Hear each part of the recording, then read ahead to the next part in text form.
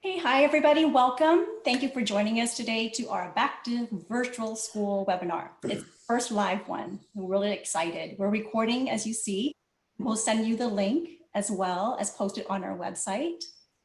I apologize to those who were unable to register, but you'll have access to this, and there'll be many more workshops and webinars to come. So my name is Zim Neubert. I am the Executive Director of Project Cornerstone, which is an initiative of the YMCA of Silicon Valley, a nonprofit organization located in Santa Clara, California. Service area range from Redwood City down to Gilroy, but we do have partners outside of the areas that we were very excited to have. We work with adults, parents, teachers, staff, community partners, as well as students to help all kids thrive.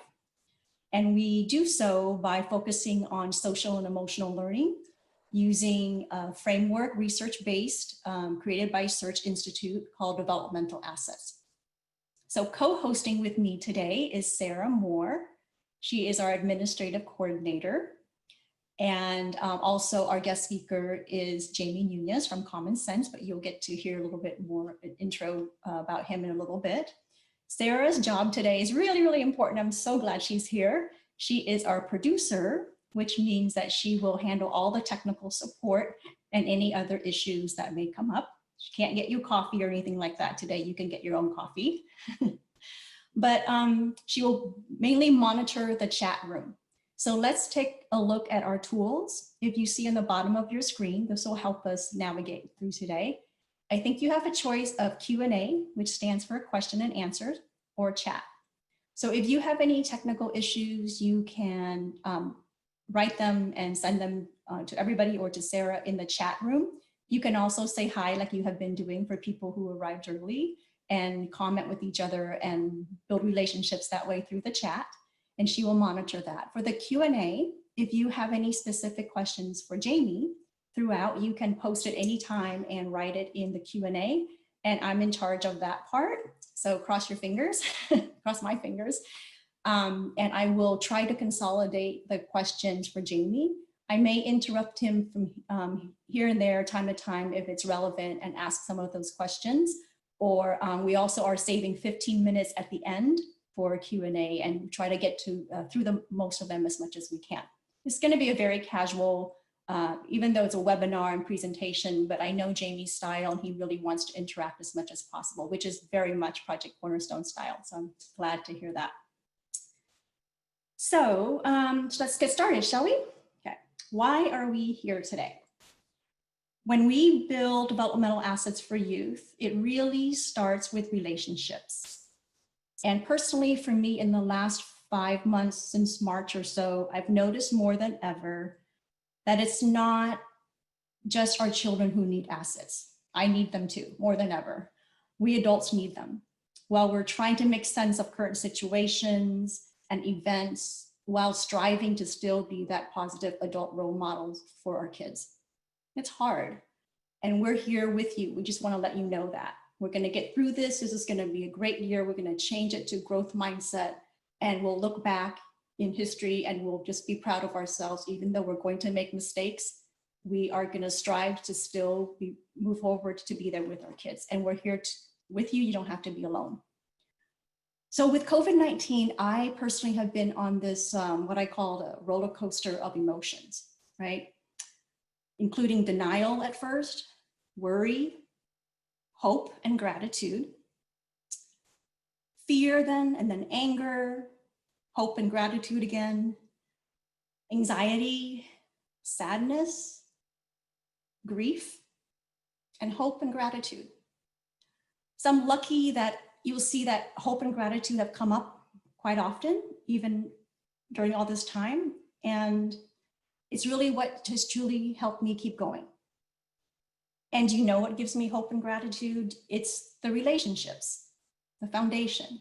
It's the relationships with my family, with my friends, my work family. And I realized 2 days ago on Wednesday, it's a true story, at approximately maybe 1:48 p.m., it was you who gave me hope and gratitude. So it had been a while since I had used Sign Up Genius. So I tested it on Monday just to see, okay, how user-friendly is it? You know, it's been a while. And I noticed everything looked very easy to use. And I noticed there was a comment section. And I was wondering, oh, who writes comments? I wonder what they write in here and how could we use this in the future? So on Wednesday, around 1:48 p.m., when Sarah gave me an Excel sheet, she had exported it, the Sign Up Genius information, and she sorted it by school districts because I was just curious who was going to show up. I started looking. And, you know, I had been here all morning in this very same spot. This is kind of my office in this kitchen nook. And I was tired. I probably skipped, I think I did skip breakfast and lunch, not recommended. I had just finished my third back-to-back Zoom call. So I was physically exhausted and I was probably cranky or hangry, you know, the term, getting really hungry there, but I was in a good mood emotionally. And I was excited at the thought of all of you signing up so quickly. It was a good issue to have, right? As you were emailing us, like, please let me sign in. So as I scanned the Excel sheet, something happened physically and emotionally and really in my body. I looked at each district and I found myself smiling with hope. And then I sorted the list by name just to see who do I know, right? So I thought, oh, cool, I know this person. Oh, yeah, I know that person. Or, oh, I kind of know, I've never met that person, but that's the one who's been emailing me. And of course, out of the 500 people who signed up, of course, I did not know very many people. But I was looking at connections. Where are they coming from and so forth. So even though I didn't know most of you, I started feeling energized and I actually could feel my body tingling. And then my eyes glanced over to the comment section. And I saw there were only a few comments, that's fine. I didn't expect any, but that's all it took. It said, thank you. Thank you, Project Cornerstone. Thank you for doing this. We really need this. Go Project Cornerstone, exclamation point. And the next thing I can remember was that my eyes started tearing up and a rush of an overwhelming warmth, hope, and gratitude just flowed through me from the top of my head down to my toes, but staying in my heart. And all of that whole process of scanning down that list probably happened in a matter of 3 minutes, maybe. It's such a small amount of time with such a big impact. And you provided that for me. So whether or not you left a comment, it didn't matter. It was the accumulation of you registering for the webinar, leaving the comments, the emails asking for more slots. That's what gives me hope and gratitude. And so now you are here and either live or watching the recording. And I'm just so grateful. Thank you for making that happen. And we are here to make more moments happen like that. So shall we see who's in the room? It's all about building relationships, right? So it may be more challenging to build relationships over the internet, but we're going to give it a try. We have set up a poll for you. Can you see this? Great. So for those of you who are on phone only, I'm sorry you can't really truly participate, but if you could take a moment for the rest of us to click. It says, number 1, how are you connected with youth? And it's multiple choice. You can pick one or all of the above. I'm a Project Cornerstone volunteer, or I'm a parent guardian. I'm an educator, school or district staff. I'm a youth under age of 24. I work for a youth serving organization. I work for a nonprofit organization, or I work for a for-profit organization or other. So as you can see, those of you who can see the screen, people are voting. That's wonderful. Okay, keep going. I'm going to be closing that poll soon. So if you can. Hold up, Tim. I think it shows all 4 questions. So you just need to wait until everybody's answered all 4 before you end the polling. Okay. So as you can see on your other end, all 4 questions at the same time? Okay.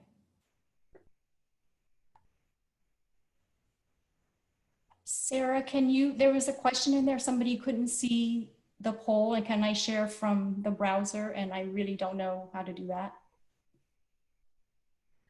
Oh, great. Jen was able to answer the poll from her phone. By the end of the day, there will be a quiz, and I'll ask you, which one of us is the most technologically challenged? I think you can kind of get the idea. I think if you can't see the poll, I'm sorry, but it's just to get a broad idea of who's in the room. It's just to give us an idea of who's on. If we were together in person live, we'd probably be walking around doing something like this, right?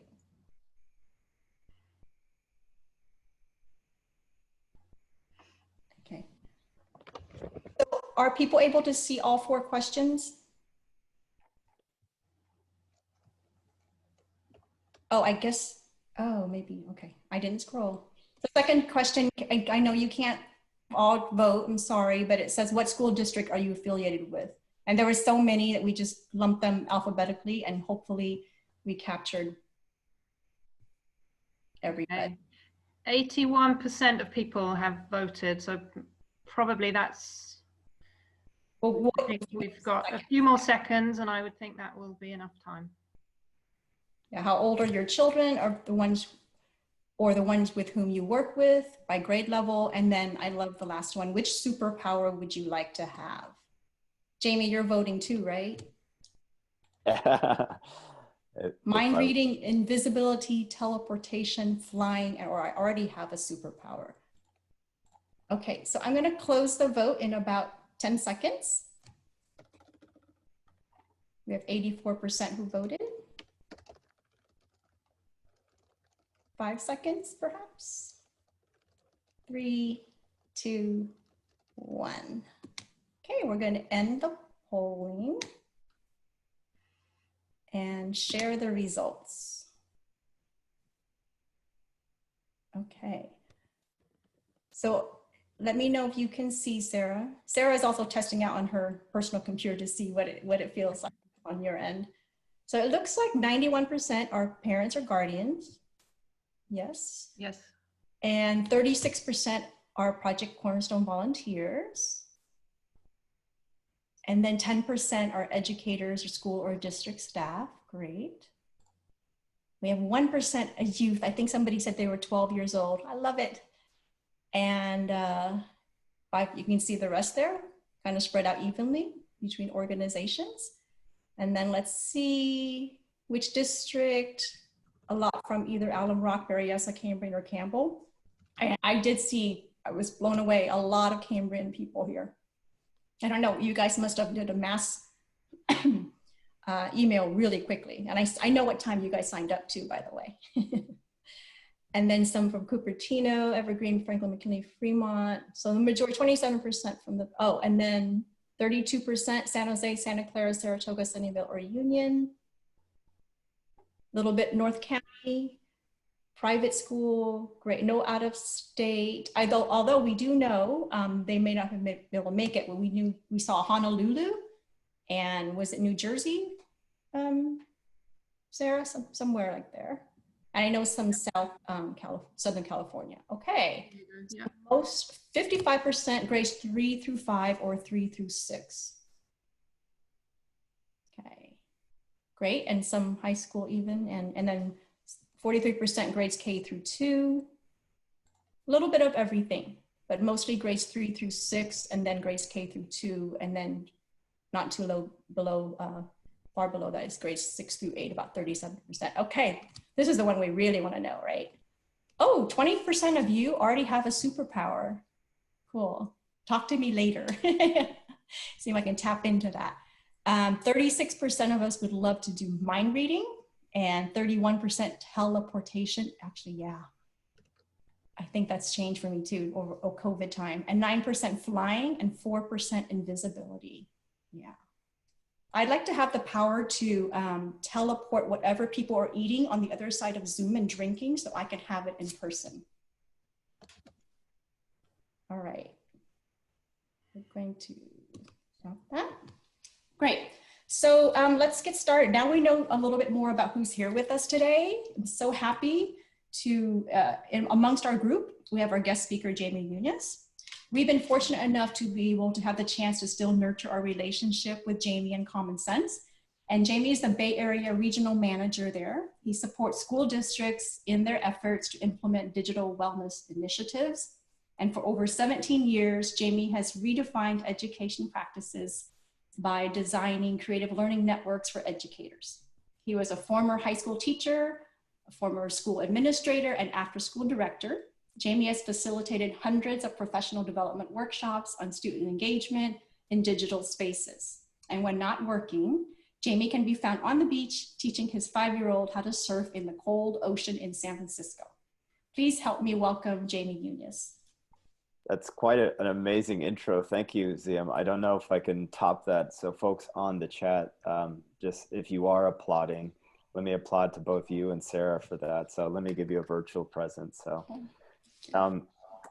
as Ziam mentioned, I want to take the next hour really thinking about the space that we're going to be in. And so part of what I want to do collectively is have you actively participate. So the 237 participants that we have online, and while I can't see you, I'm going to actively ask you to do some activities with me as we go through the session together. So all the information for those that whose learning style is more to follow along can be found on this presentation deck.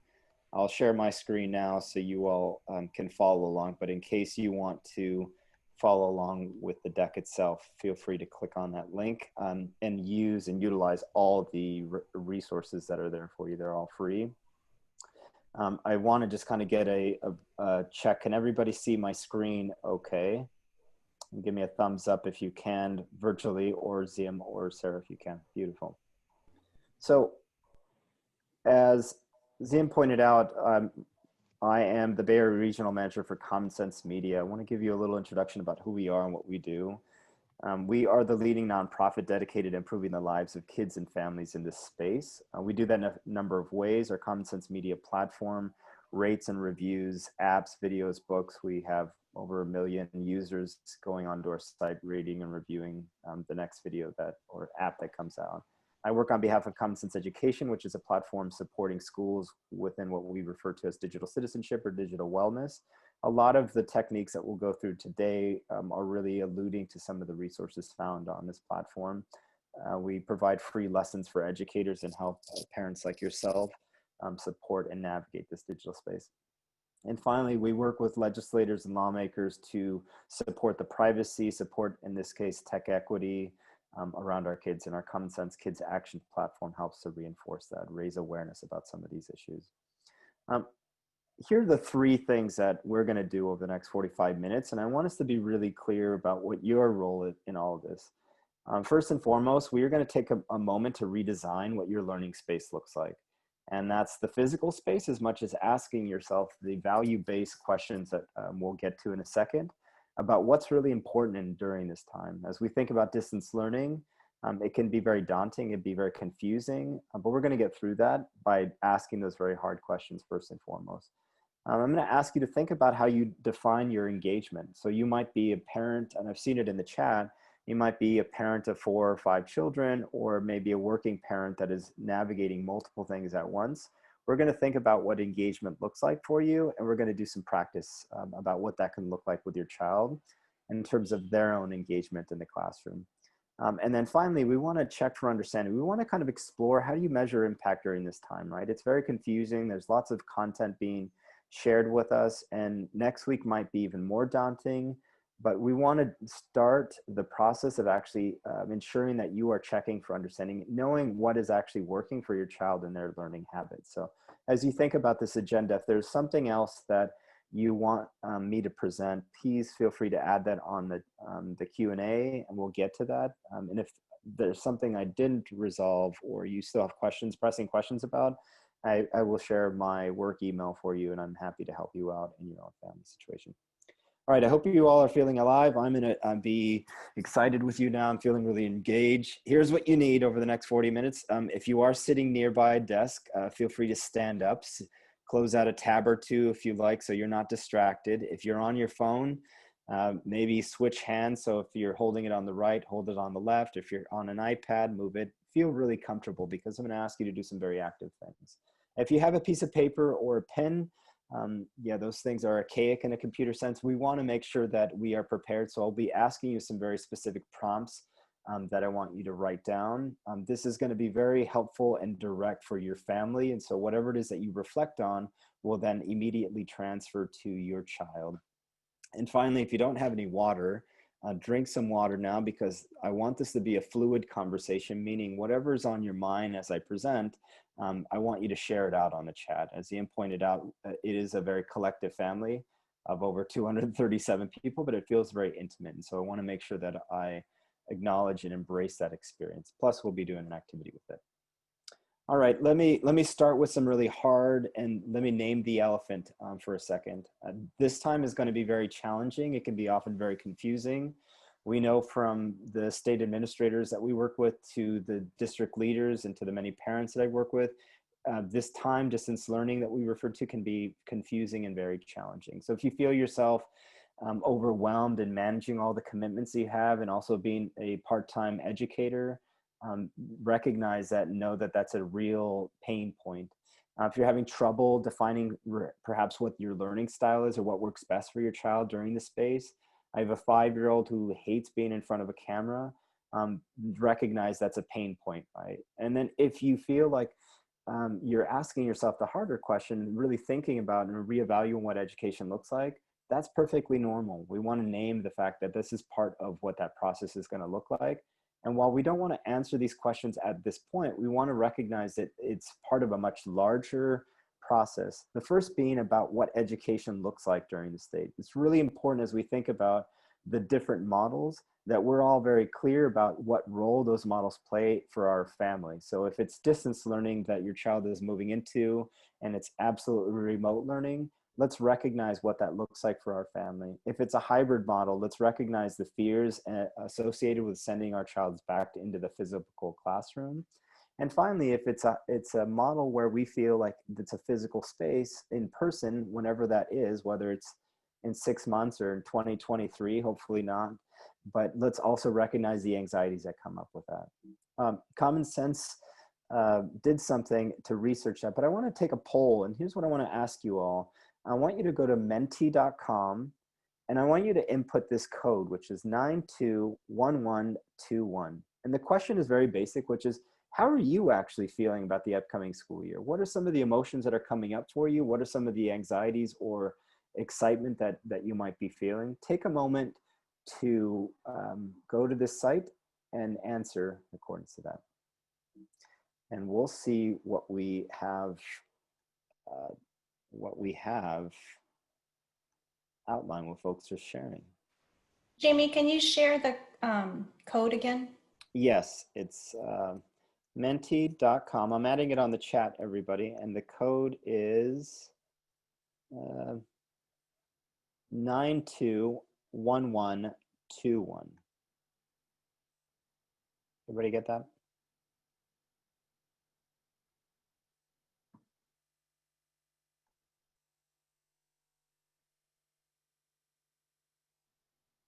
I want to take a pulse to Ziem's point. We looked at the perspective. We want to really get this feeling. So, yes, anxious comes up, uncertainty, overwhelmed.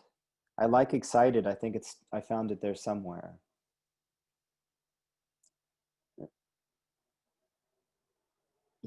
Curious. I really, really admire that. Frustrated. And as you can tell, and I'll give you, and I'll share on the chat, the actual link if you want to see the results for the group. It's a really great activity for yourself to check in with yourself first and foremost, right? We want to be able to understand. And what seems to be pressing is from this mentee, from this word cloud, the word anxious, the word sad, the word nervous, those things seem to surface up. And I'll let that go on maybe for about another 10 seconds, just so you all see what the rest of the 126 of you that have responded, what you see. Trepidation, that's a beautiful, beautiful word. Yeah. Thank you all for sharing that. What I find to be important in all this is really critical, which is this all can lead to mental fatigue really quick for our kids. So imagine how you might be feeling, and then let's try to understand how our kids might be feeling in this space, right? And my first piece of advice or encouragement for you all is to think about how these social and emotional stresses can actually interrupt their own learning. We don't want to do anything about it, but we want to constantly be checking in with our kids. We did a study at Common Sense recently about learning under a pandemic, and what we found through the methodology that we had with surveys and looking at past data is 3 points. In the adolescents that we've surveyed and that we looked at, what we started to see is that digital media and tech can actually be a social safety net right now. This is a space where it looks completely different than what it was before. That the conflicts that we once had over screen time can often be more harmful to our kids than the screen time conversation itself. That really what we should be thinking about is our kids' social and emotional and mental well-being as they approach this space. So I encourage you, as we look at reports or studies like this, and the sources down here at the bottom right-hand side, I want us to really think about what's really important in all of this. And really, adolescents that we're seeing, finally, it's important for them to seek information and support related to mental health. And that what we found is that our kids are often doing that. And you might say to me, well, Jamie, we have a first grader or a kindergartner, and this might not apply. But what I will sort of suggest to you is let's check in with them, because we don't necessarily know how to name that stage and what they might feel. So we want to be able to name where they're standing consistently with our kids. So that's your first task. If you have a moment, if you have a child near you, you can turn around. I won't see, you can ask them, how are you feeling? Or you might say something very simple. Like I might come up to Ziam if I were in front of her, and I would say, Ziam, how are you really feeling? And take a moment to just acknowledge where they're at, right? Don't do anything with it, but it's a really, really good first standpoint. So I expect and I hope that you all report out like, thank you, Jamie, I did it. And they said they love me ever since, or, I'm going to give him a hug as a result of that. So let's start, because that's the only challenging piece to all this.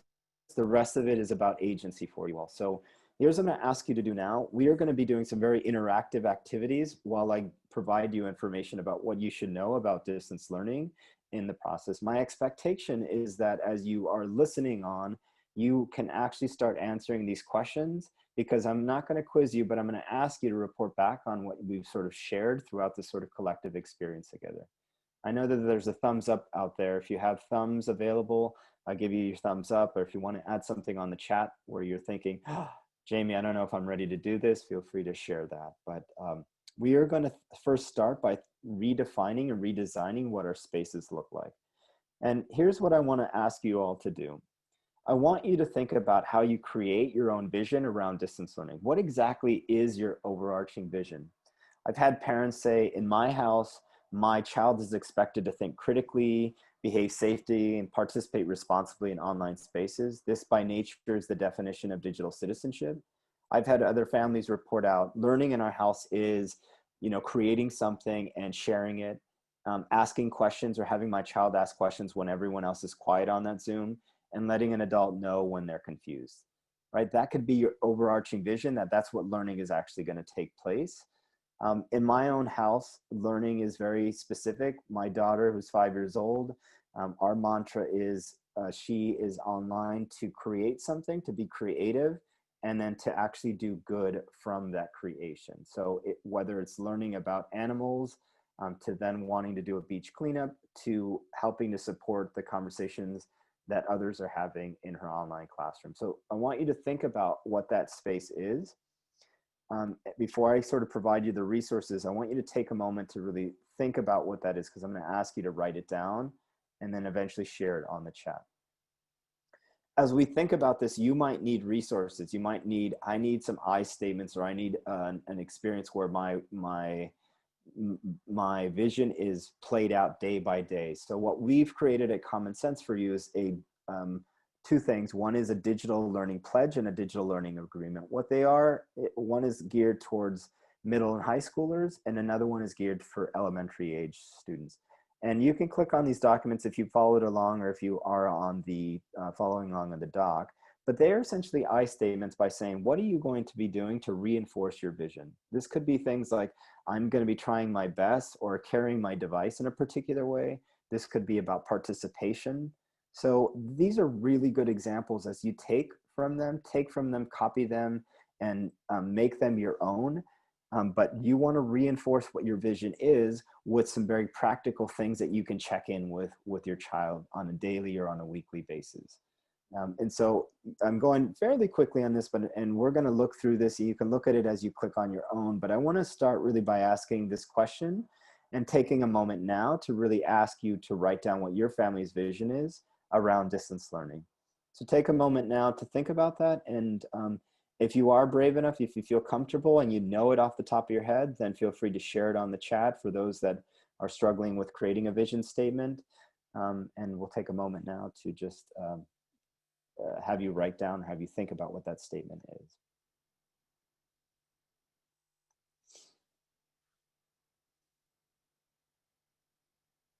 I wish I could play some music. Maybe Zia, in your amazing a cappella, you can sing us some opera motion. Yeah, we don't want to scare everybody, but interlude music would be great. I'm sorry, I should shut my mouth as you guys work. So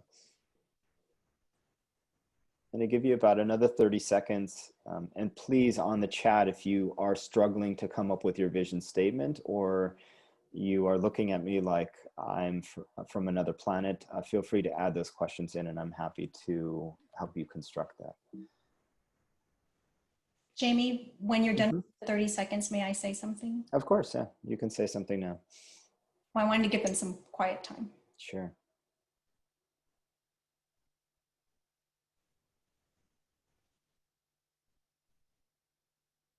All right. Zian? Funny, I did train with opera, so I know. be careful what you ask for. Would it be appropriate now, because there's several chats going on about what you just discussed, would this be okay to kind of cover some of them or ask? Of course, yes. Okay. Sarah, since you're in charge of chat, are you comfortable saying some of them? Or there's one that stuck out for me. People were sharing what their kids were saying. So maybe Sarah can read some of those, but there was a question I would love it if you could respond to, and now I can't, people are writing too fast and I can't catch up. It was about relationship and what if your kids don't, here it is. I don't know if you can address this, it's okay if not. I think a lot of us might be dealing with imperfect relationships with our kids, and it's affecting whether they want to share their feelings or let us teach them. Whoever added that on the chat, please pat yourself on the back, because it's a real concern, and it's very real relationship dynamic that can be exacerbated during close proximities and our kids not being able to have appropriate outlets in this case, right? Not being able to friends. So that's Deborah Losey, and she was wondering if you have any ideas on how to acknowledge imperfection and help rebuild trust, that other people might feel the same way. That's a great question. Sometimes it's not about even imperfect. I have a teenager who every time I ask something, it's like, fine, nothing. And do you ask for more, or what do you do? Great question. Really two great, easy technique. Number one is model and share your own imperfection related to, if you are working, or related to the challenges, right? You are not admitting fault or admitting things that you're bad at. You're simply saying, these are the things that I'm struggling with myself. So if you do already do that, it's a really good way to break the ice for the child, particularly around middle and high school. They might not have the language to want to express to their parents about what they might be feeling, but being able to model what those look like and constantly being inquisitive about theirs with the expectation that they might not respond is a really, really good start. I'm leveraging a little bit of my experiences working with high school teens, and a lot of the direct questions don't work, but really circumventing those questions with what would you do in this particular scenario, or how are you grappling with social media, or how are you using your time to work best with others? Just some general questions lead you to a much better, broader conversation. The other thing is the difficult work of actually processing what those emotions are. is very difficult for kids. So especially young kids that don't have the language. So for for parents of younger kids, what I would recommend is using visual cues. How are you feeling today? Let's use a popsicle stick, or use some actual facial expressions. Check it off and let me know where it's at. Or how are you feeling? Give me a name of a song that kind of represents your own identity, if they're middle or high school, or something that resonates with their own pop sort of identity or pop culture identity. Again, a lot of assumptions, generalizations that our middle school and high school teens are about that, but want to be able to leverage some of these tools. So there's a lot of techniques, and please ever let me know if I answer them. Otherwise, I'm happy to speak with you more one-on-one about specific techniques that we offer. All right, so I really appreciate that connection. If you struggled with the statement, the recap is, in addition to setting up the physical space, we want to be able to hang that statement up somewhere. So if you have a piece of paper and your penmanship is great, or if you print something out, we want to be able in the household to name every time and reference our vision statement before we log on, because everything from this point on is connected to a different variable, and that variable is school and school information coming at you. So the next part that we're going to be addressing is those things that you may not be able to control, but that we can control the conditions by which they are shared with us. And I'm going to explain what I mean by that in a second, but the section that we're about to look at is engagement. This all sort of is about when the child is in front of that screen, how should he or she or they be physically being engaged in that space. We want to be aware of the context. So I'm going to give you some academic school language that you can kind of incorporate and use and connect. The first is, we want to be able to understand from the time that the child has that device, if they've been given a device, to the time that they're using a device and engaging with it, what are the things that I should know as a parent, right? And the first thing I want to encourage you all to think about is removing those barriers that you are unaware of or that you feel uncomfortable in. And I'm going to give you 3 that really are part of the education sphere at this point, and given the work that I do with superintendents or school administrators. The first is a term, or it's a document that's called an acceptable use policy. If you or your child does not have that policy, or has not been given a policy around what the acceptable use of their own device is, I would, after this call, I would email your school leader and say, I need a copy of my child's AUP, because what you want to be looking at is the actual language around distance learning. What is the expectation that the child has around how they are going to be online? And is there a specific requirement about being on the screen? For a lot of our kids, particularly our middle and high school kids, it can be very daunting to present yourself in front of a camera.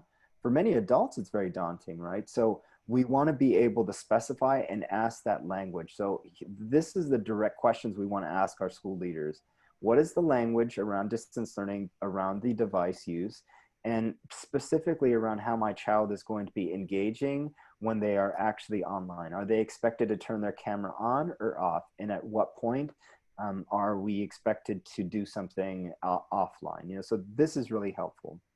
The second term that I want us to be privy to is the difference between asynchronistic and synchronistic learning. And we're going to get into the definition in a second, but really what we're going to be asking is, what support systems are in place to support both of those learning styles and those modalities as we think about learning? And we'll get to this in a second, but we really want to think about, in the variety in which content is being delivered, what exactly is the support that your child will receive or will not receive, so you then have to complement as a parent. And finally, we want to talk about engagement as a strategy, which means that we want to think about how exactly is content being delivered. So the question that you want to ask yourself or the school leader is, what strategies are actually in place to diversify the content? You know, I mentioned at the very beginning, my 5-year-old daughter has a really hard time being in front of the camera, but she really likes it when there's someone that can actually be physically moving in front of the camera. And so what I often will ask her, or what I asked her preschool teacher, is, I want you to be able to diversify your content, or at least communicate when there will be physical movements in your pedagogical approach. And that is fair question, and that is needed, and that's something that your child certainly needs on this space. So on the chat, I want you to think about if, I want you to sort of reflect on this, and if there's any other questions that you have or any other barriers to just the language around distance learning, add that to the chat so we can get to that, or add it as a question so we can get to that at the very end. So you are very clear about the language and the rhetoric being used in schools today. Yes, please add it to the Q&A part. I'm collecting them and then we'll coordinate, consolidate them and ask them. As I mentioned, the device use is directly correlated to an acceptable use policy, meaning if your child has received a Chromebook or some other device, you should have at this point or at some point before their device is used an updated acceptable use policy. If they don't, that's something to question your particular school. And if you do have it, what you want to read is the language associated, as I mentioned, with distance learning. If it hasn't been updated and you already signed off, then what I encourage you to do is email your school leader to get an amendment to that until it's actually happening. This is very direct language, and I apologize for my tone, but I cannot stress this enough, because this sets the precedent for how your child will use the device and what they will be held accountable to. For those that already have that and they feel excited about it, or for those that have no idea how to ask these questions of their administrators, we've given you a guide for families, meaning if you click on this side of the presentation deck, you will be linked up to an editable doc asking basic questions about things that you should know. Things like what devices are students getting? How does my child log in? If a child has a question, what exactly is their responsibility? There's questions around whether or not the screen should be on or off. These are the questions that we want to start to consolidate, so you use this as a reference point. Does that make sense, everyone? I think if you're feeling like you're okay, you can nod, even though I can't see your face, but this is what we can do. I want to move quickly through these next two because I think the term is very clear for most of us, but the way in which we actually engage with that often can be difficult. So asynchronous learning, for those that do not know, is students learn the same content across their classroom, but they learn it at different times and often in different places or different spaces. So if Zeem's my professor or my teacher, and she expects me to do some work outside of when she presents, that is a form of asynchronous learning. We're going to look at something visually in a second so you can see what the difference is. If this is the case, my encouragement is this additional doc, and I don't want to load you with resources. I'm giving you very specifics for what you should do for your child if your child participates in asynchronous learning experiences. We want a cheat sheet, meaning we want to know not only our child's teacher's last name, but we also want to be able to find out all the resources that they are participating in for any given class. So your child doesn't feel like, well, my teacher assigned something, but I don't really know where it's at. You as a parent, we have an obligation to say, it's actually in our cheat sheet for this particular class. If you are in high school, you will have several of these, but we want to be super clear that when learning synchronistically, meaning live, is not happening, we want to cover all of our bases, right? Things like how to turn in an assignment, what to do if an assignment isn't submitted, what the communication looks like. This cheat sheet will give you a one-pager that you can reference for you to connect with your teacher or the school's teacher or administrator. Let me pause because I've sort of just like data dumped and verbally dumped a number of resources your way. Let me pause to see if there's any questions that you all have, add them onto the chat, or if there's any other concerns, feel free to add them on the questions or the chat as we speak.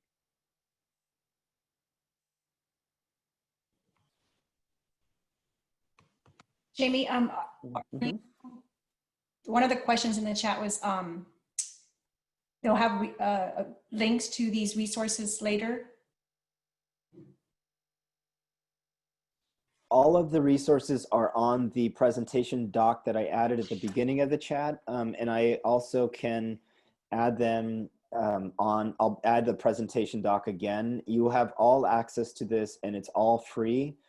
So use it, copy it, edit it, make it your own, put your own family's name on it, whatever the case is. We just want to be very clear that these are crucial documents. I'm going to use that word very cautiously, but these are important documents to start and to develop the foundation of engagement with your child's teacher as well as your child. And I'm going to give you really quick scenarios to what might happen. I've heard from a number of families last March and April.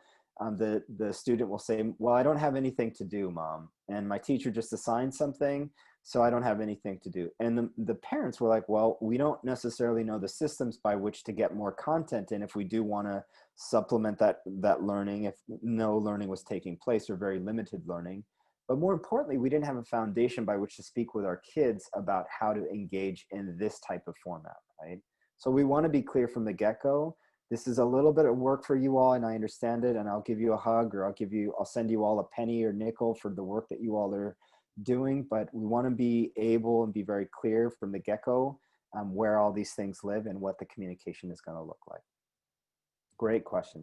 So Jamie, I think what we'll also do, I mean, yes, everybody who is who's not here or who didn't register officially can access it other ways, like on our website and so forth. But a nice suggestion is that we're going to be sending a follow-up email after the recording is done and everything.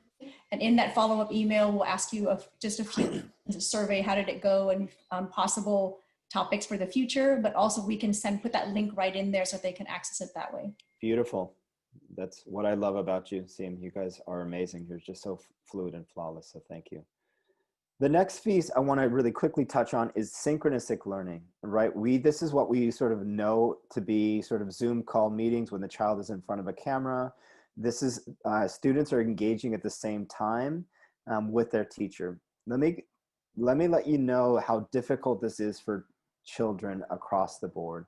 First, being in front of a camera, it can be very daunting, right? And if your child is one of the very few that is welcoming it and enjoys it and wants to be a leader, then I really encourage you to leverage that and use that to your advantage, because for many of our kids, it can be daunting, right? The other thing that I want to let you know is at a younger age, we need to be very clear about what engagement looks like. You know, I said earlier about a vision statement for that child to ask questions when no one else is doing that. That can be very difficult for that child to do. What you should know from this slide and also from this particular point is we want to be able to be clear with our teachers about what that schedule is going to look like. And so what I encourage you to do, if you haven't already done that, is, again, I'm giving you docs, use them or not, but I encourage you to set your schedule up of when synchronistic learning is going to happen. The reason I say that is if you have more than one child and you have synchronistic learning going on across multiple rooms, if you have experienced that, that's creating a havoc or stress, not only for your child, but for you to manage that in your particular space. So we want to be clear about when those mornings are. So we set a precedent about how quiet it's going to be or the level of engagement that's going to look like. If you don't have more than one child, then you want to be clear so you understand that when the child is in that phase, that you take synchronistic learning very serious, and that we can actively practice and you can actively check when that child is feeling engaged. That is like, are they participating? Are they passively consuming content? And we want to be able to know what that looks like in any given day. So again, I'm going to reference my child. She's 5 years old. At preschool, she had 2 engagements twice a week, one from 10 to 10:30 and another one from 11 to 11:30. We knew before 10 o'clock, we know that we were going to be on at 9:45, so we can actively practice what she was going to look like, what she was going to likely say and participate in, and how she was going to contribute to the conversation based on the content that we've referenced before. Now, it took an additional 15 minutes out of my day and I'm working full time, but this is something that I set as an intentionality around engagement first and foremost. So my child now develops that comfort knowing that I'm holding her accountable. And you might be thinking, oh, Jamie, you're so militant. She's a 5-year-old kid, but no, I want to set the foundation again, right? So again, in the chat, if this is a struggle for you, my encouragement would be to think about what your schedule is and reinforce it back into that vision that you've outlined. I'm going to stop talking and let you know some examples of what this looks like and how you should see and foresee. The very first is asynchronous learning. This could be something that a teacher provides or pre-records for your kid or your child, and then records it. And so let's take just a brief look at what this looks like. Oh, let's take a look at clicking this document. Hi guys, welcome back to Too Cool for Middle School. Happy kind of end of the year-ish time. It definitely feels really, really strange this year. While I'm filming this, it is Memorial Day weekend. So next week we have just like a 4-day week. And then I think the week after that, we have a 3-day week. And then So I want to be able to let you know that that's asynchronous learning. This is a teacher reporting back. This is a pre-produced sort of video. This is a very polished teacher that has a great background. I'm sorry to say that won't all be the case across the teachers that you work with, or it might be the case and she might work at your district. But what I will simply say is we want to be mindful of when that child is consuming that content, that they are able to pick things out and we're able to look at the cadence of the conversation taking place. What I mean by that is, what is the information holding? What seems to be the tendency of that particular teacher as it relates to when she or he give that information out? But we want to be mindful of that. That's asynchronous learning. This is synchronous learning, and this is maybe happening at the same place, right? This is a Spanish teacher here. And she's teaching as we're looking at it, right?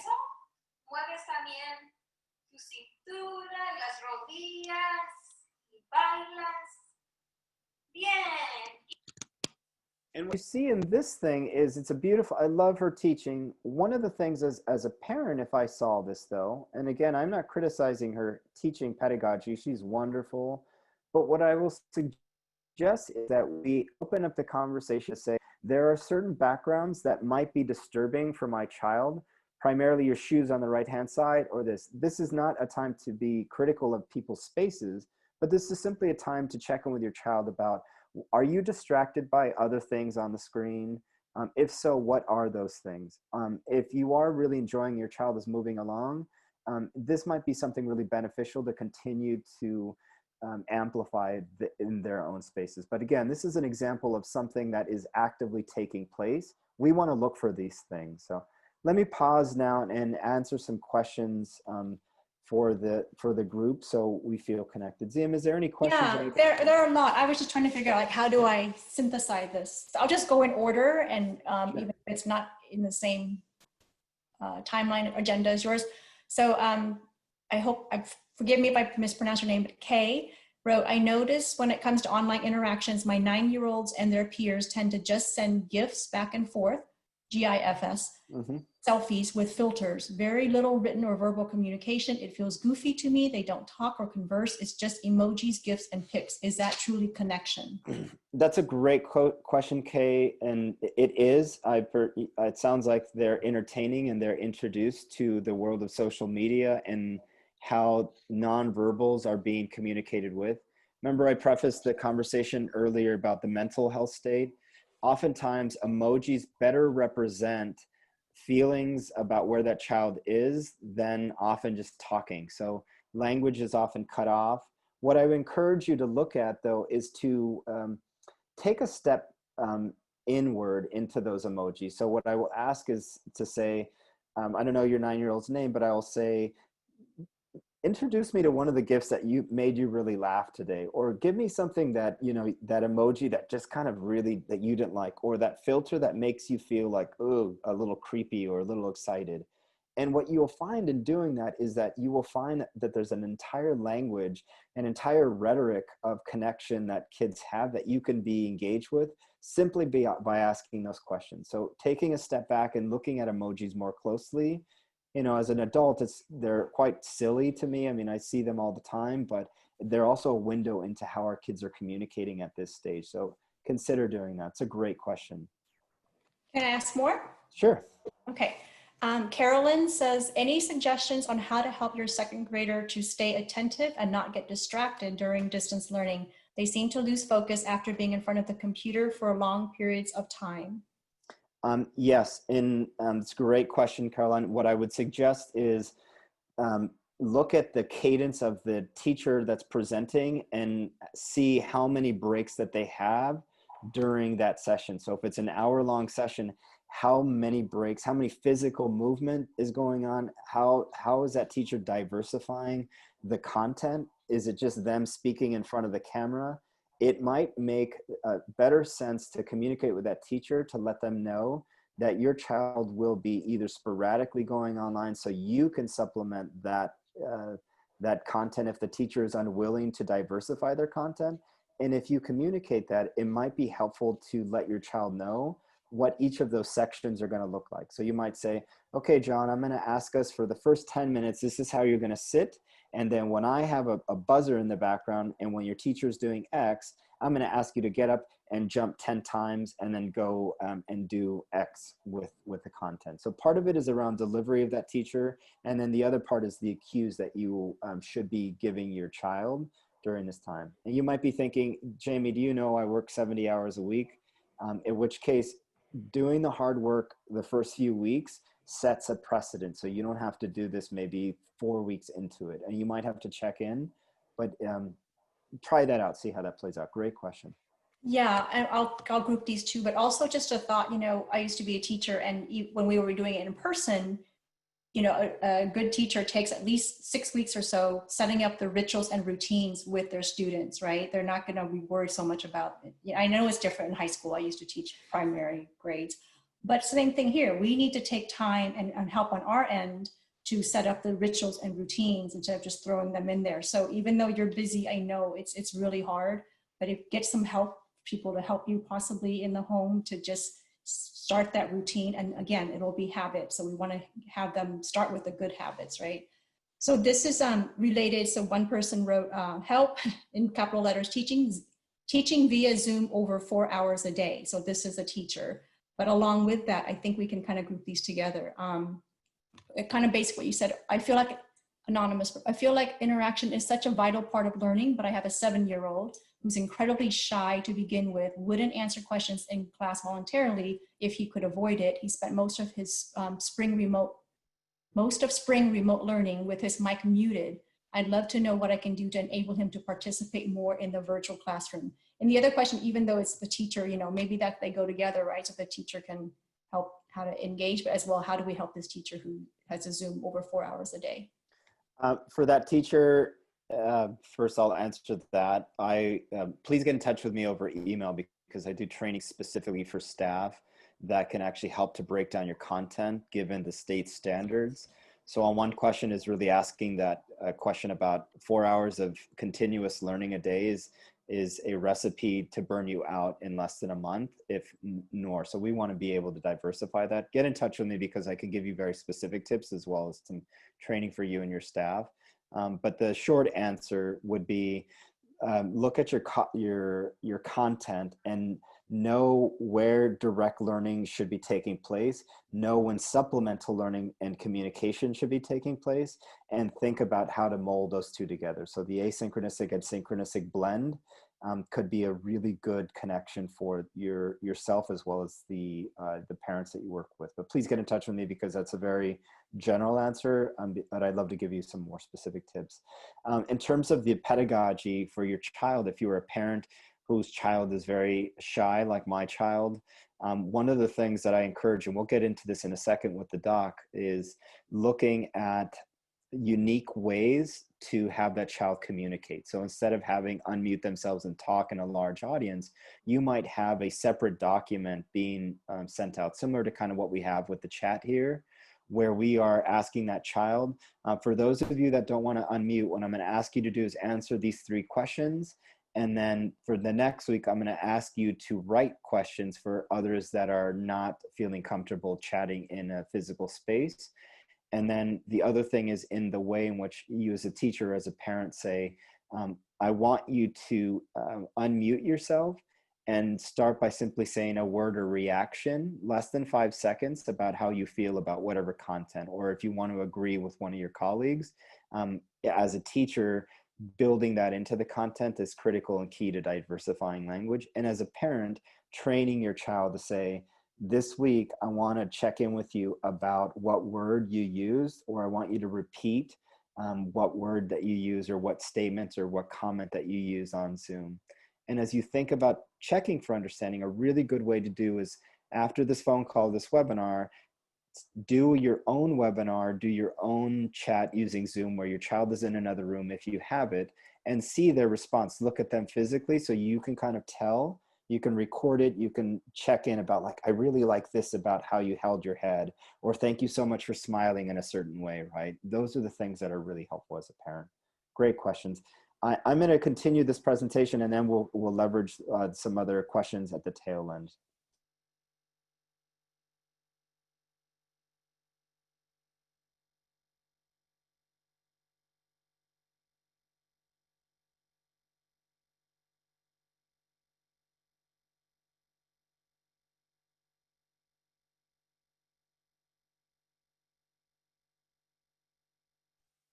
The question we want to lead to is what I think most of you, we started just answering, but most of you are thinking about, which is like, how do I actually know if this is working, right?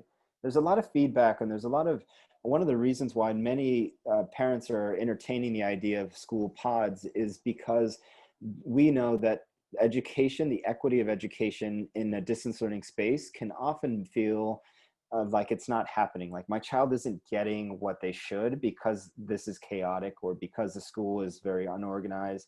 But the question I have for you is if you do entertain pods or if you don't entertain pods, or if you're just thinking about what distance learning means for your child, is ask yourself this: what are you going to do to check your child to understand and to assess the impact that distance learning has for them? So a question to ask yourself is, how do you know? What are the things that you actually do? So let's take a breath for a second before we get into this, because this is like the meat. This is the good stuff, right? I love eating fish tacos on Tuesday, and when I bite into that fish taco, it always makes me feel alive. And every time I think of this question, it sort of makes me reflect on the fish that I'm about to bite on Tuesday. So this is what you should be. The first is what you should know in terms of the state of California. And these are very, very high level, but this is very critical and key to all of education. The state of California back in March or April released their guidelines about what makes for not only safe reopenings of school, but what is mandated. So if you're a teacher online today, or if you are a parent, what you should know is that if your child is in kindergarten, that the total time of their engagements in a space and distance learning, quote unquote distance learning, I'm going to explain all the nuances to this, is no more than 180 minutes. That's roughly 3 hours a day. It's not 3 hours in front of a camera a day. Let me be clear with that. It's not 3 hours doing side work and then submitting it. It's a combination of the time that your child thinks about learning to the time that you are doing something else. We know that that is not enough time for your child to learn, because when they were in school much longer, right? The minutes gradually increase, but that is the mandate that teachers are now held accountable to, that you should know that's the case. So the first question is that enough for you? Is that enough for your child to be in front of a camera or not, or be doing some work? If the answer is yes, then praise yourself and do something else with your child during that time. If it's not, we want to be able to first then say, what are other things that we can do? And so the thing that I want to mention to you now is our Wide Open Schools platform. We have partnered with over 90 plus organizations, from Khan Academy to Apple to PBS, and we've essentially created a repository of experiences and activities for you all to supplement the other 5+ hours, if indeed that you want it. These are all free resources. Anything from setting your daily schedule. We have a daily schedule that's presented every week. You can go in and look at what your schedule could look like, in addition to supplementing the learning that's happening at your child's site, school site. We also have these curated resources, and I'll look at some of these resources more collectively at the end, but these are things like, what should you know for back to school, right? What is the guide that you should be aware of? So these are things that you want to be connected on. And Zim or Sarah, if you don't mind, on the chat, can you type in the link, wideopenschool.org, so families are aware of, so they can peruse through some of the documents. But again, this is a really good supplement, and again, it's free. You might look into that. You might decide that 3 hours for your kindergarten is enough, or those 3.5 is enough for your middle schooler or your elementary school child. The next thing you want to do, and I'm going to go through this fairly quickly because we're going to look at this in a practical term. You want to check for movement, physical movement, as well as the mental movement that your child is learning something, the ideas and the contents that are coming out of those engagements. So it's not enough for your child to just be in front of a screen, but we want to be able to check for understanding in this way. I'm going to give you some ideas about how you can do this, and then we're going to model this collectively. So the question is how can you actually incorporate systems like, these things, how can you set this up to ensure that your child is more active in this space? The first thing is movement during this call, or movement in a video conferencing call that they might have, or video conferencing or video engagement that they might have, the synchronous learning. Another is that you take some time to reflect on, and you have a gallery walk, we're going to call it, about what they've accomplished during the week. And so you check in with them using things like emojis or using things like terms that they learned during the week. Or you can have a simple check-in conversation between them and the teacher during this time. You can triangulate that connection in this space. All right, if you're thinking you're crazy, like I work so much, Jamie, how dare you give me more work to do? I promise this one's going to be really easy. So here we go. I'm going to start with this because I'm going to model what it's going to look like. So I'm going to ask you to do the following. Here's a lovely gift for those. We're going to take that water. Remember I told you guys to get some water. If I know I can't see your faces, but I'm going to trust, given the intimate community that we have, Ziam and Sarah, you're the only ones that I can see. So I'm going to trust that you two will do this. We're going to get up and we're going to stretch for about 5 seconds. Okay. And I'm going to tell you how this is going to work. You're going to drink a little bit of water, 2 seconds of water, stretch for 5 seconds, 2 seconds of water, stretch another 5 seconds. You all ready? Folks following along on their phone, I know you've got water nearby. If you have your champagne early in on this Friday, it's happy hour for some of you, then I expect you to drink a little bit of that. Okay, here we go. So my screen's a little higher. We're gonna drink water and we're just gonna stretch. 1, 2, 3, 4, 5. We're gonna drink a little bit of water, and this time we're going to move our neck to one side. 1, 2, 3, 4, 5. You shouldn't be seeing the camera if you're in front of it. And then last water, we're going to be doing a 5-minute plank. Just kidding, Ziam. No, we are going to be stretching out our shoulders just a little bit. All right. That was easy. That took us less than a minute and a half to do. It's a very easy activity that can be incorporated, and you can introduce this to your teacher or you can introduce this to your child. And guess what, everyone? That counts as instructional minutes. So we want to be mindful that this is what learning is. We want to make it as active and as physical moving for our kids. The next thing we're going to do, and for the sake of time, we won't get into this, is there's a tech tool you can use. You can also do this offline. It's called a Padlet. And what you want to do is you want to set up a question for your child. During that week, what are the things that you learned? In this case, it might be a lesson like Common Sense's lesson on digital footprint. You might have a lesson on what math problems did you know? Or if you're a middle schooler, you might have a lesson on history. Whatever the lesson is, we want to make sure that we are working with our child to check for understanding. And so the Padlet enables us to kind of do that. I'm going to kind of show you what this looks like and how you can set it up. So you go to padlet.com, or you can just get a piece of paper and you can simply ask one question and then have your child, if it is online, you can have them respond to your prompt, which is, how was your week? In this case, what is your positive digital footprint? So you go on there and you're having an online communication with them. That's also learning. That's part of the minutes. If you want to do this offline, you can also do this by asking one question of the week, posting it on the refrigerator, and asking your child to correspond on that refrigerator. So you're not having a direct conversation. Back to the point about having parenting, struggling relationships with middle or high school, you can just interact with that. For many middle schoolers or high schoolers, I've seen parents use Instagram. So they share images of their time online or images of things that they've learned. I can share on the chat at the end kind of those accounts. It's a really interesting way if you do want to leverage the power of social media during this time. But again, we want to make sure that we are very clear that the reason we are doing this is because we want to check for understanding about a piece. We don't want to let our kids off the hook during this time. All right, let me I'm gonna close off our session before we continue, and I'm just gonna close this is the beauty of having 15 screens open, everyone. So bear with me as I close the Q&A box, as well as the chat. For those of you that are still with me, thank you so much. We have about 6 more minutes left, and then we will answer some questions. I promise you, my mouth will stay quiet.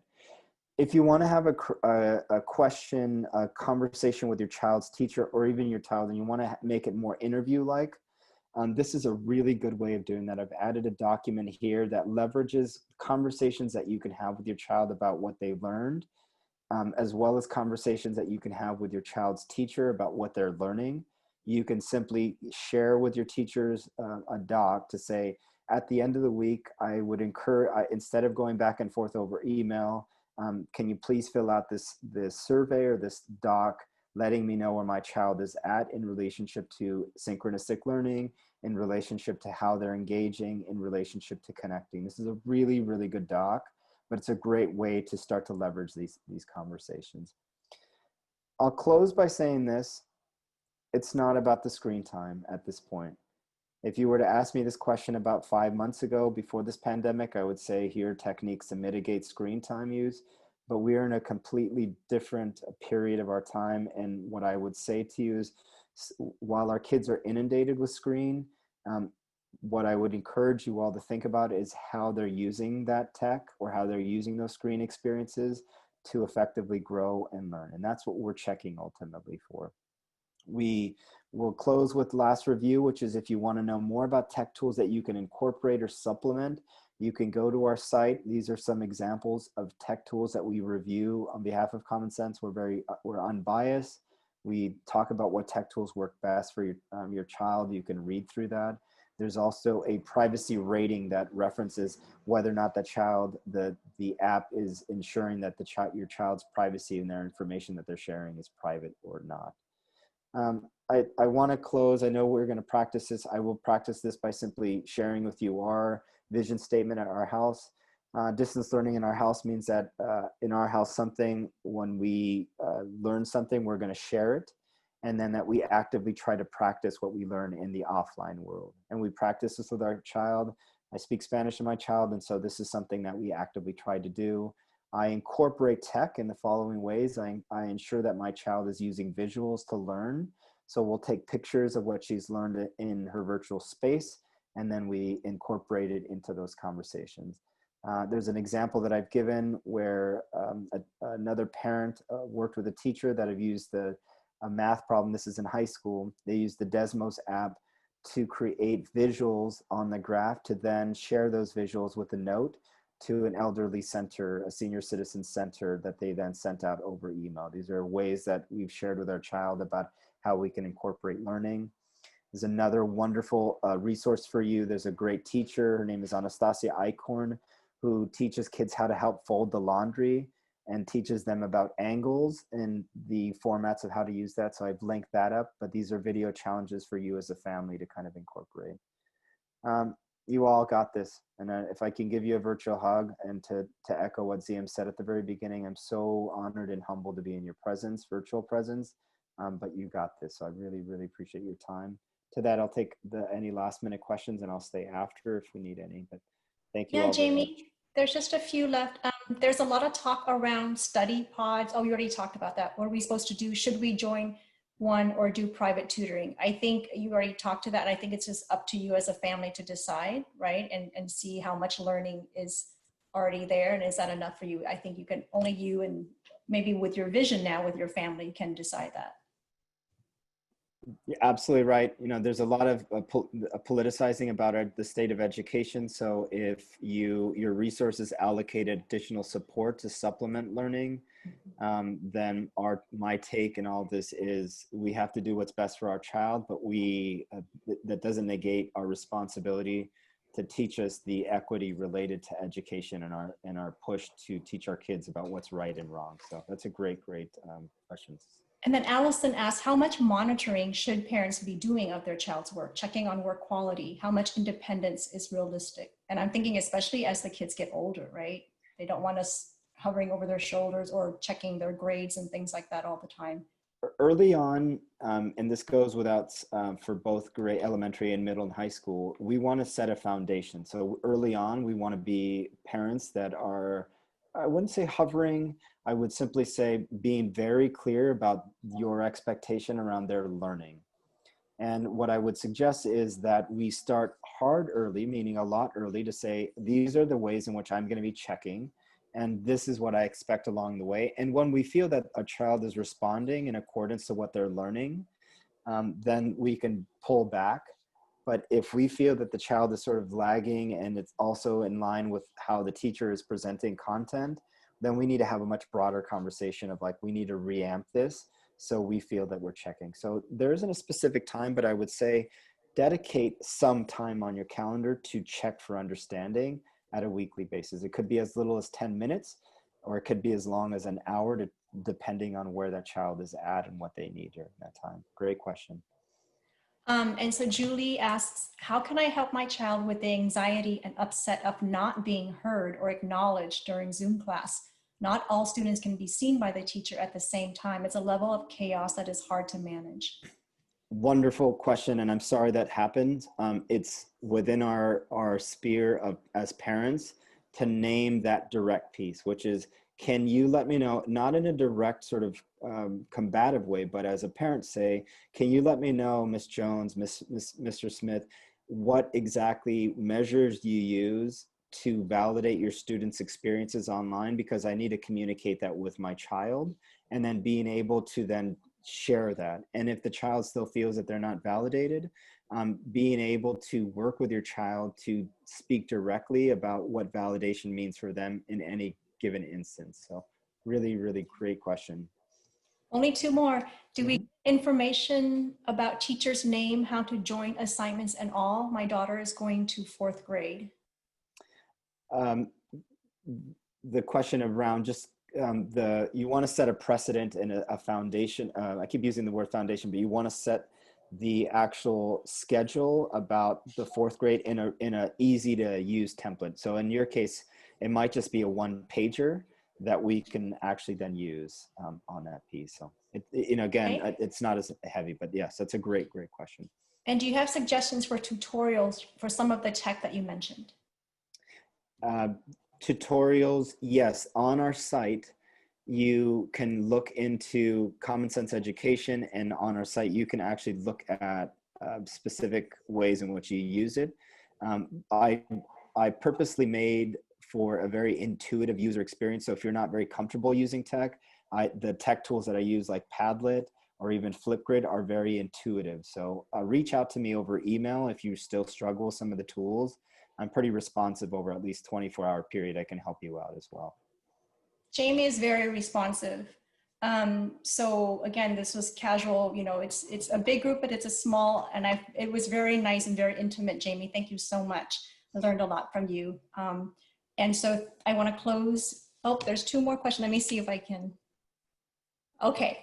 Yes, Jamie's contact information is available. I think Sarah posted it in the chat, but we can send that along with the follow-up email and survey. And 8th graders, should online space be in the room or shared space for an 8th grader? It depends. If you have another child, you want to be respectful of their space and what they're sharing. It depends on if they're in a math class versus an advisory class. What's key in all this is to solidify the schedule, so you know when they are in a room, they have that. If indeed the child is actually by themselves, we want to be very clear with them that the room is open, not to hover or to check, but we want to be clear about what we should be seeing when they're in front. And if they violate that, we obviously want to create conditions or rules and barriers and expectations about what that means when they've violated that trust. So it really depends on that it is. But I would say is start with the foundation, ease off on the expectations after some time. So this is the last question that I'll posted, and you guys know me. I can't. I have stop sending them. No, just kidding. I feel bad because I want to answer all of them, but I also want to honor your time and Jamie's. Okay, these last 2. Is there what if the teachers expect the children to finish assignments, but it takes my child so many hours to finish all the assignments due for multiple classes in middle school? last year was working up until 7 p.m.? Great question. First, if the child has learning differences or needs extra time, work with the school's counselor to get your child assessed. This is a very tricky subject, but I cannot stress how important it is to make sure that we communicate that the workload doesn't equate to the time allocated for that. So being very explicit about and being direct with that teacher to say your 4 hours of work, given the condition, given your other colleagues, create over X amount of hours for my child, which is creating a mental stress for them. Therefore, my child will take extra time to do this, or we need to have a meeting with our school's counselors and plans in order to have something in place. But yeah, that oftentimes teachers don't work with one another as well. You know, obviously there's lots on their plate, but it's better to then communicate that effectively, not as an excuse, but to leverage that space for that child. So. And the last one, is there a concern with normalizing children being on camera too much? With child predators out there, we want kids to be comfortable with being able to not do things on camera if they are not comfortable. My friend is more concerned about PE. First, just that's a great question. It's a very big question. Thank you for sharing that. First, let me address the privacy issues related to that. If your child school has not specified what the intention is behind having a child on camera, it's important to note that, right? Because there's a lot of privacy concerns about how that information is going to be used. Two, regarding recordings of your child being in front of a camera, we want to be very explicit about how those recordings will be used on those spaces. If it's not, we want to directly challenge those notions, because that for that particular child. Around child predators, that's a much deeper conversation about making sure that your child is equipped to recognize and understand when they feel uncomfortable. But if at any point your child feels uncomfortable being in front of a camera, we want to allow that to be the case, but we also don't want to, I don't want to say let them off the hook, but we want to let them know other ways being off camera, they're still responsible for the content and the education that's in front of them. So great question. Please reach out to me. I can give you a lot more context on that. So. Yeah, so I'm going to close it. And you guys know I didn't mean when I said stop asking questions. I just make sure to honor the time. We loved your questions and all the chat, and the ideas sharing in the chat is wonderful. I believe when you watch the webinar, you can still see the chat scrolling live as a recording. And then in that, reach out to Jamie. There were some other questions in the chat about, do you do this for teachers? And you said yes. So then there's a way you can coordinate that, right? So I just wanted to say thank you, everybody. 173 of you are still on. Oops, 172.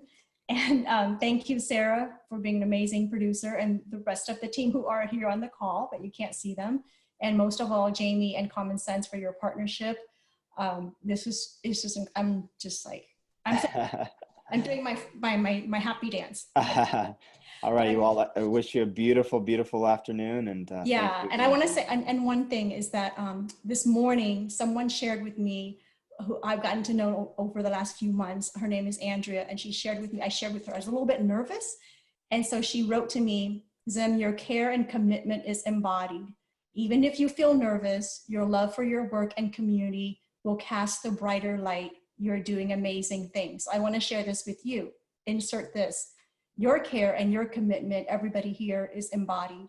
Even if you feel fill in the blank, anxious, nervous, afraid, or whatever of what's coming, your love and your work for your own kids and your community and your family will cast the brighter light, and you are doing amazing things, and we'll do it together. Okay. Tim, you're so beautiful. Thank you so much, everyone. Jeez, I need to have you in an app. You're like my mental reminder every day. So thank you so much. All right, everybody. Have a beautiful weekend. Right. Thank you again. We look forward to seeing you again. Bye, everybody. Have a great weekend.